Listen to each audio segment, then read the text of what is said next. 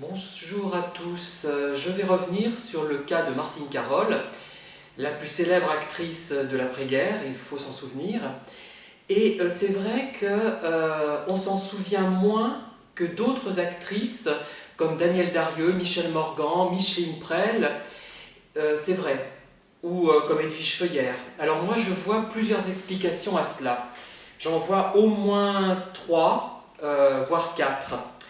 Je dirais que si sa carrière a commencé finalement assez tôt, dès 1941, par de la figuration, et en 1942 par des courts-métrages, et enfin son premier rôle en long-métrage en 1943, donc elle a commencé assez tôt sa carrière, puisqu'elle est née en 1920, elle a commencé à 20-21 ans à tourner, et elle s'est terminée finalement en 67 par un moyen métrage. Voilà. Et donc elle est morte en 67, avec une période assez peu prolifique dans les années 60. Elle a peu tourné dans les années 60, mais il y a eu quelques films quand même, et quelques films intéressants et marquants. Voilà. Et en fait, elle a commencé tôt, elle s'est terminée tard, elle a commencé vers 20 ans, 21 ans, et elle s'est terminée à la fin de sa vie, à 46 ans, sa carrière, 45-46 ans, mais elle n'a fonctionné à plein régime, qu'entre 1951, au moment de la sortie de Caroline Chéry, de Richard Potier, et 1959 finalement, avec Nathalie Agent Secret, son dernier gros succès commercial. Voilà, c'est peut-être une des explications, hein. Alors que les autres actrices auxquelles j'ai fait allusion ont eu une carrière qui s'est étendue sur plusieurs décennies, et parfois elles sont sur 50 ans, certaines même, hein, voilà.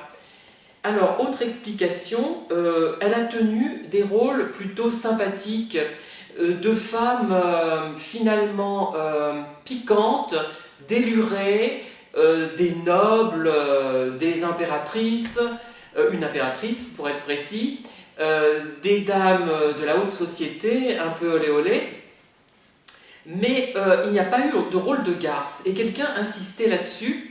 Elle a eu des rôles trop gentils finalement, et de femmes qui étaient originales, spontanées, un peu libérées, mais pas tellement si libérées que ça, finalement, quand on y réfléchit. Elles étaient quand même sous la coupe de l'homme, c'est les femmes qu'elle incarnait. Bon, le seul rôle un peu méchant qu'elle a tenu, je crois que c'est dans le dernier film qu'elle a tourné, où elle est chef de gang, enfin l'avant-dernier long métrage que je n'ai pas vu malheureusement, et Nana, a priori, et encore Nana, est-elle si antipathique que cela, Nana? Sa Nana est plutôt, comme le faisaient remarquer certains critiques, une gamine énervante, plus qu'une femme fatale, odieuse et pourrie de l'intérieur, telle que l'a décrite Zola, hein. Finalement, ce n'est pas la Nana de Zola, hein, c'est la Nana de Christian Jacques, qui est extrêmement brillante, mais qui n'est pas finalement si méchante que cela. Et les hommes qui en sont amoureux, finalement, on se dit, bah, il devrait voir, hein. Ce n'est pas une perverse narcissique, Nana, dans ce rôle, hein. Voilà, des rôles sympathiques. Bon, alors, même si j'avais promis de ne pas en parler, il y a peut-être aussi l'arrivée de Brigitte Bardot. Non pas, ça n'a pas pénalisé en tant qu'actrice, c'est pas ça, mais en tant que femme. Puisque Martine Carol, je pense qu'au niveau du public masculin, pour être plutôt, elle attirait un peu sexuellement. Et ils ne voyaient que ça, ils voyaient la femme et pas l'actrice.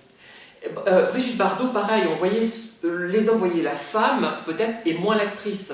Et ce qui fait que une nouvelle femme plus libérée, pas plus belle, d'une beauté différente simplement, hein, plus jeune, elle avait 14 ans d'écart, plus libérée, est arrivée et plus moderne, elle a annoncé les années 60, et ça a occulté le personnage de la femme Martine Carol, mais pas de l'actrice, hein. Là, je ne suis pas d'accord avec ça, je pense pas, puisque elle était très estimée en tant qu'actrice, finalement, Martine Carol, au bout d'un moment, surtout pour ses rôles fantaisistes. Elle avait quand même le droit au titre de Madame, hein, qu'on réservait aux sociétaires de la Comédie Française et non de l'Académie Française, comme je l'ai dit à tort dans une des vidéos. Je l'ai écouté après et je me suis rendu compte de ma bévue. Voilà, il y a ça, et elle aurait pu... Marilyn Monroe n'a pas eu une carrière très longue non plus, elle a commencé assez tôt elle aussi, mais sa carrière a fonctionné à plein je dirais entre 1952 et 1960, hein, Marilyn Monroe, un peu la même période.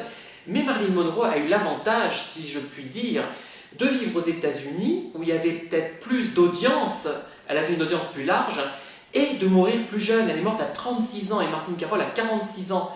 Elle est morte en pleine gloire finalement.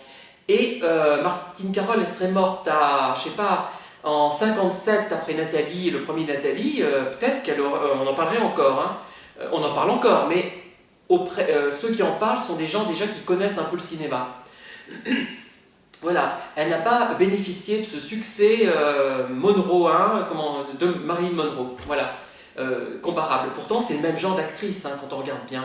C'est la plus proche, avec des compétences peut-être plus larges. Moi, je dirais un peu plus larges. Elle est peut-être meilleure actrice. Mais bon, ce qui n'enlève rien à Marilyn Monroe. Et c'est vrai que dans ses rôles, Martine Carol a un côté second degré. Elle est souvent dans le second degré. Et ça, c'est peut-être troublant pour beaucoup. Je sais pas, mais c'est l'idiote au second degré, c'est la femme fatale au second degré, c'est la noble au second degré. Elle est tout au second degré, contrairement à des gens comme Michel Mercier, par exemple, qui est vraiment plus premier degré, malgré ses réelles compétences d'actrice, hein, du moins dans les rôles qui l'ont rendu célèbre. Hein. Voilà. Et je me dis que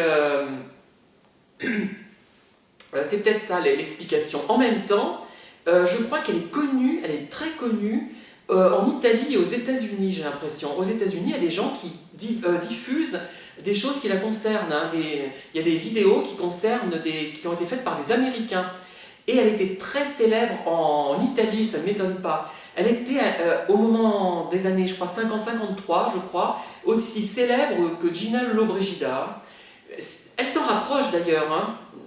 C'est pas tout à fait le même genre d'actrice, mais enfin, il y a des points communs. Mais je trouve quand même qu'elle a des points communs avec Gaby Morley. On ne m'enlèvera pas de cette idée. Ce côté comique en demi-teinte et second degré, qui est extraordinaire aussi chez Gaby Morley, on le voit chez Martine Carol aussi. Donc de toute façon, je pense que peut-être que les modestes vidéos que je produis vont peut-être la faire un peu plus connaître, enfin, vont la rappeler, parce qu'elle a été extrêmement connue. Hein. Ça me rappelle quelque chose, moi, ça me rappelle le succès de Giacomo Meyerbeer.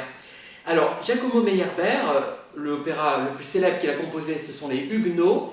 Eh bien, c'était le compositeur entre 1836 et la fin du 19e, 1900, c'était le compositeur le plus célèbre, qui rapportait le plus d'argent, le plus connu, devant tous les autres. Hein. Il surpassait tous les autres au niveau du succès. Bon, il était peut-être inférieur un petit peu à certains, comme Mozart, ça c'est évident, moi je ne le conteste pas, ou Salieri, bon, ils sont tellement doués ces deux-là. Encore que, bon, c'est un excellent compositeur quand même, mais il a été oublié. Il a eu un succès retentissant, mais il a été oublié. Mais à un point extrême, maintenant on s'en souvient, mais il a toute une période où il est tombé dans les oubliettes, et on n'en parlait plus, quasiment plus, et il y avait juste quelques airs, pas très bons d'ailleurs, notamment l'air sur plus blanche que la blanche hermine, c'est le seul passage du Huguenot qui m'insupporte, bon, mais qui était resté célèbre. Voilà, donc je vais bientôt commenter un autre film de Martine Carol, c'est Un soir sur la plage de Michel Boiron. Curieusement, l'actrice n'aimait pas ce rôle. Elle disait que le film n'était pas très bon. Ben, je ne suis pas d'accord du tout. C'est un film audacieux pour l'époque, qui a un côté, malheureusement, c'est ça le problème de ce film, grisaille. Il y a une grisaille qui est... à la fin de la période qualité française, les films n'avaient plus ces beaux noirs et blancs qu'on trouve dans Nathalie en 57 encore. Hein. Et il y a un côté grisaille, un côté un peu smart, un peu snob, je trouve, de ce film. Mais ce sont ses seuls défauts. Vous verrez que quand je l'aurai un petit peu décortiqué, qu'il a vraiment de l'intérêt. Voilà. Mais je vous remercie beaucoup et je vous dis à bientôt pour une prochaine vidéo.